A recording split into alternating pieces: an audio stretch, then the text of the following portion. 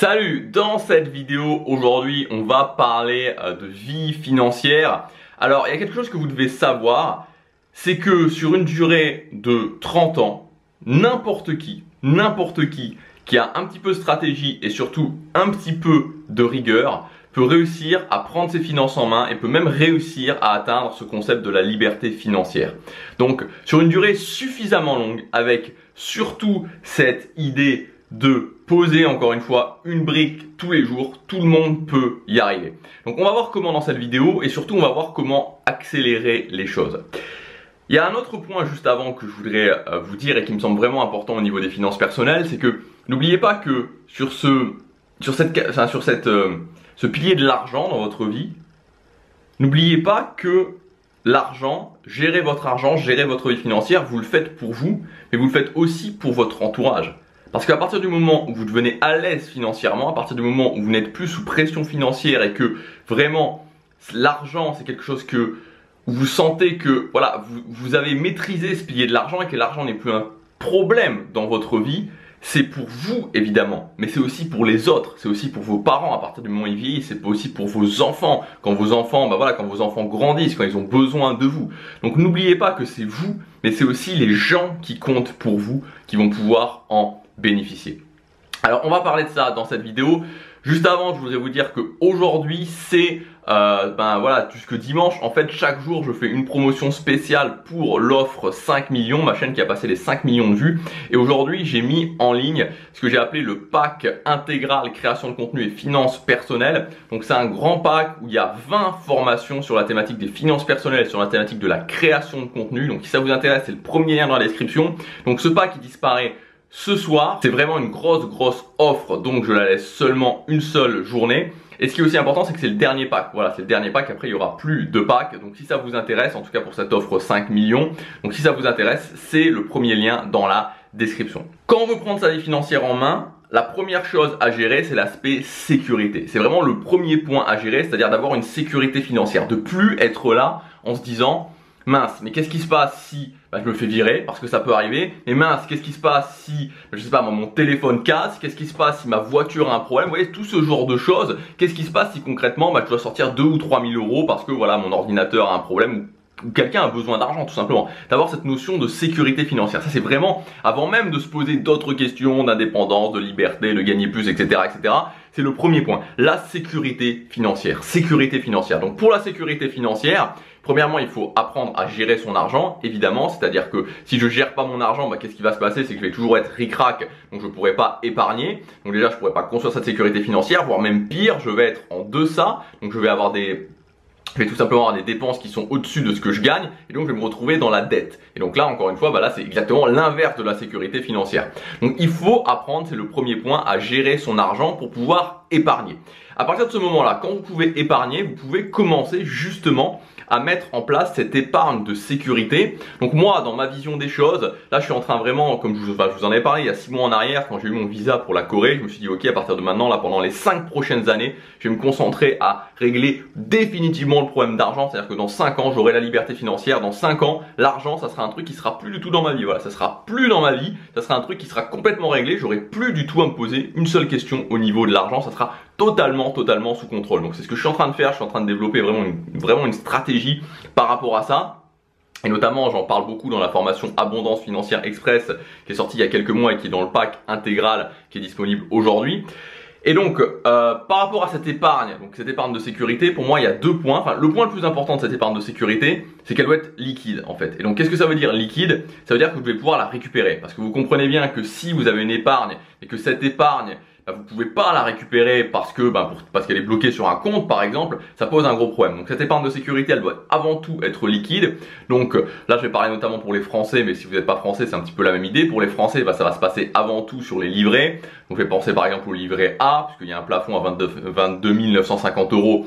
Donc voilà, ça fait déjà pas mal d'épargne disponible. Ensuite, il y a aussi, si vous avez peu de revenus, le livret d'épargne populaire, il y a aussi le LDDS, il y a éventuellement le livret jeune. Donc ça, c'est avec tout l'aspect livret pour avoir une première épargne de sécurité. Et ensuite, il va aussi y avoir l'assurance vie, donc l'assurance vie avec le fonds euro qui va en fait, une fois que vous avez suffisamment sur vos livrets, va vous permettre d'avoir une sorte de super livret A parce qu'il y a une rémunération qui est quand même vachement supérieure au livret A notamment, même aux autres livrets.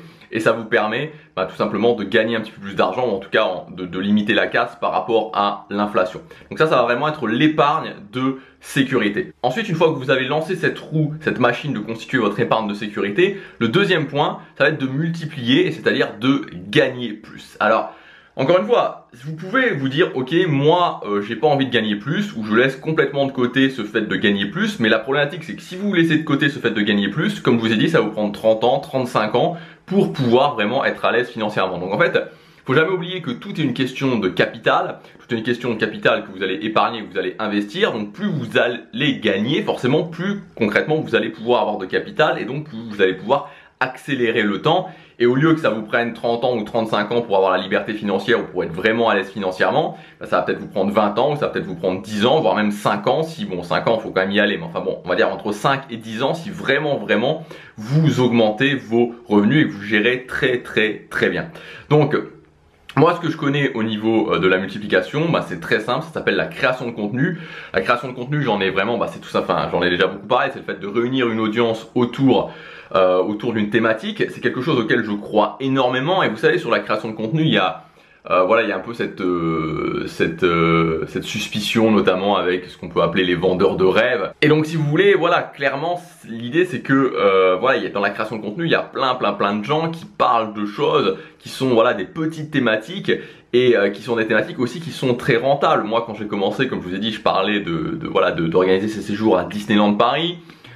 C'est vraiment quelque chose qui est très puissant. Et déjà, ce que je voudrais vous dire, c'est que je peux pas vous dire à quel point j'y crois, parce que j'y crois tellement qu'en fait j'ai convaincu ma mère d'arrêter de travailler plus tôt et de prendre sa retraite plus tôt, et vraiment plus tôt, parce qu'elle aurait pu travailler encore 5 à 7 ans, enfin même environ 7 ans.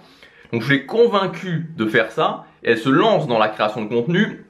D'ailleurs, je vais vous en reparler d'ici la fin de l'année, je vous reparlerai de ça et on verra vraiment exactement ce qu'on a fait ensemble avec ma mère. Mais c'est pour vous dire à quel point j'en suis convaincu, j'en suis plus que convaincu, parce que sinon clairement j'aurais pas fait ça. Donc c'est vraiment une opportunité, la création de contenu. Qu'est-ce qu'on a à perdre en fait à tout simplement se dire ok, je prends 1 heure par jour, et même si ça me prend 1 an ou 2 ans pour faire décoller mon business, mais cette heure par jour, faire 1 heure de création de contenu tous les jours, se dire ok, tous les jours je fais 1 heure de création de contenu, ou faire quelque chose d'autre qui va rien me rapporter, je trouve ça quand même vachement plus intéressant de faire de la création de contenu. Donc voilà, toujours est-il que le deuxième aspect, c'est de multiplier. Aujourd'hui, il y a une énorme opportunité qui s'appelle tout simplement la création de contenu. Et enfin, le troisième point, ça va être l'investissement. Donc l'investissement, c'est quoi? C'est tout simplement quand vous êtes en train de constituer, vous êtes en train de constituer votre épargne de sécurité. Vous avez aussi le plan de gagner plus qui est en route. Vous allez pouvoir commencer à investir votre argent. Alors pourquoi investir votre argent? Tout simplement pour pouvoir faire en sorte que cet argent, avec les intérêts, notamment les intérêts composés, puisse grossir de plus en plus.